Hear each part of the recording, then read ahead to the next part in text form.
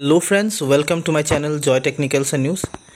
আজি আপোনালোকক এই ভিডিঅ'টিত স্বাগতম জনাইছো আৰু এই ভিডিঅ'টি যিসকল এবাৰ BABSC BCom FYUGP ৰ হয় তেওঁলোকৰ কাৰণে ডিব্ৰুগড় বিশ্ববিদ্যালয়ৰ ফালৰ পৰা এটা নতুনকৈ নোটিছ আহিছে আৰু এই নোটিছখন বিশেষকৈ আপোনালোকৰ কাৰণে বহুত বেছি প্ৰয়োজনীয় বা ইম্পৰ্টেন্ট নোটিছ হয়। আপোনালোকে চাই লওক কি কথা উল্লেখ কৰা হৈছে গোটেই জাননীখনত সেই বিষয়ে আপোনালোকে গম পাব আৰু যেহেতু আপোনালোকৰ কাৰণে খুব প্ৰয়োজনীয় সো আপোনালোকে স্কিপ নকৰাকৈ ভিডিঅ'টো চাওক। ডিব্ৰুগড় বিশ্ববিদ্যালয়ৰ আন্ডাৰত যিসকলে BABSC BCom কৰি আছে FYUGP ৰ যিসকল হয় বা NEP যিসকল হয় তেওঁলোকৰ যি ফৰ্ম ফিলআপ সেই ফৰ্ম ফিলআপবিলাক ইতিমধ্যে আপোনালোকে হয়তো কৰিছে আৰু আপোনালোকে বহুতেই মোক সুধি আছিলে যে ইয়াৰ লাষ্ট ডেট বিলাক কেতিয়া হয়। লগতে আপোনালোকে জানে যে যিসকল BABSC BCom ফাৰ্ষ্ট সেমিষ্টাৰত আছে FYUGP ৰ তেওঁলোকৰ যি ৰেজিষ্ট্ৰেচন সেই ৰেজিষ্ট্ৰেচনৰ ওপৰতো আসলতে আপোনালোকক মই এটা ভিডিঅ'ৰ মাধ্যমেদি জনাইছিলোঁ যে ৰেজিষ্ট্ৰেচন আপোনালোকে কৰিব লাগে। সো ইয়াত যেটো নোটিফিকেশন আহিছে আপোনালোকে হয়তো দেখা পাইছে স্ক্ৰিনত extension of last date for submission of registration fees for students of first semester FYUGP 25-26 এনেকে বুলি আপোনালোকক দিছে। দুটা নোটিছ আহিছে আসলতে মই এটাটো আপোনালোকক এতিয়া কৈ দিছো তাৰ পিছত আপোনালোকক ইটো কৈ দিম। এই ভিডিঅ'তে আপোনালোকে দুইটা গম পাব। সো যিসকলে ৰেজিষ্ট্ৰেচন যেহেতু আপোনালোকে ফাৰ্ষ্ট সেমিষ্টাৰ যিসকল এডমিশন লয় তেওঁলোকে ৰেজিষ্ট্ৰেচন কৰিব লাগে।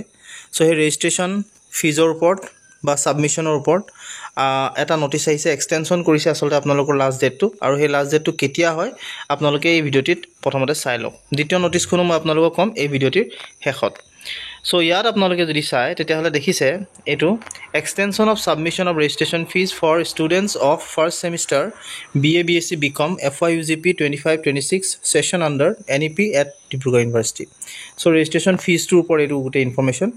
So this is to inform you that as approved by the Honorable Vice Chancellor Dibrugarh University Dibrugarh, the last date of submission of registration fees of first semester BABSC BCom FYUGP students is extended up to 22nd-10-2025 for session 25-26.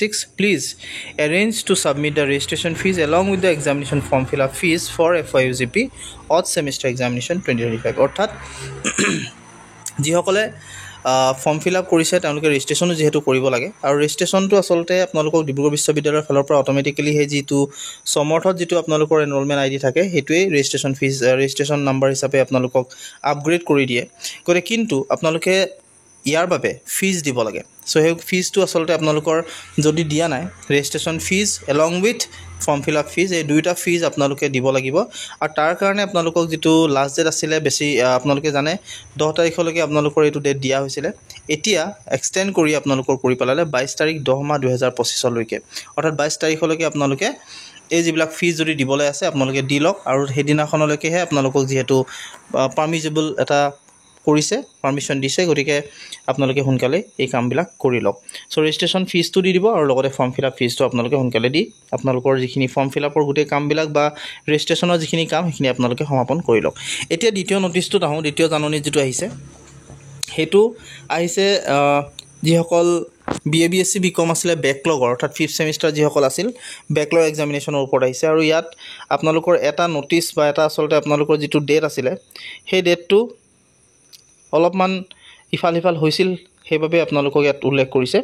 ইয়াত কি কৈছে আপোনালোকে চাওক Corrigendum for timetables programs of the BABSC BCom 5th semester backlog examination CBCS 2025 এনেকে বুলি দিছে আৰু ইয়াত আপোনালোকক দিছে examination BABSC BCom 5th semester backlog examination earlier date আগতে আপোনালোকৰ যেটো ডেট দিছিলে 16/12/2025 যেটো এক্সাম আছিল সেই সোমবাৰে যেটো 9টা পৰা 12টা লৈকে হোৱা কথা আছিল হেতু ৰিভাইজ কৰি পেলালে ডেটটো আৰু হেতু এতিয়া হ'ব আপোনালোকৰ 17 তাৰিখ 12 মাহ অৰ্থাৎ 17 ডিসেম্বৰত আপোনালোকৰ পৰীক্ষাটো হ'ব 16 তাৰিখৰ যেটো পৰীক্ষা আছিল হেতু 17 তাৰিখে হ'ব মৰ্নিং 9টাৰ পৰা 12টা লৈকে আৰু সেই যেটো ডেটত পৰীক্ষাটো আছিল 16 তাৰিখে তাত আপোনালোকৰ যেটো সাবজেক্ট আছিল হেয়া হৈছে অনাৰ্স আৰু নন অনাৰ্সৰ আছিল DSC গৰিকে ডিসিপ্লিন স্পেসিফিক ইলেক্টিভৰ আছিল হেতু পিছুৱাই দিলে এদিন 17 তাৰিখে হ'ব। সো ইয়াত আপোনালোকৰ সাবজেক্ট বহুত কিটা সাবজেক্টে যেহেতু আছিল গতিকে হেখিনি ওপৰত আপোনালোকক এই আপডেটটো আহিছিল। সো এই ভিডিঅ'টিতে আপোনালোকক মই দুইটা ইনফৰমেশ্যন দিওঁ বুলি ভাবিলোঁ, যিহেতু ডিব্ৰুগড় বিশ্ববিদ্যালয়ৰ অধীনত যিসকল BA/BSc BCom কৰি আছে NEPৰ যিসকল হয় তেওঁলোকৰ কাৰণেও এটা আহিছিলে, আৰু যিসকল CBCSৰ আছিলে অৰ্থাৎ বেকলগ তেওঁলোকৰ কাৰণেও এইটো নটিফিকেশ্যন এটা আহিছিলে। গতিকে দুইখিনি আপোনালোকক জনালোঁ।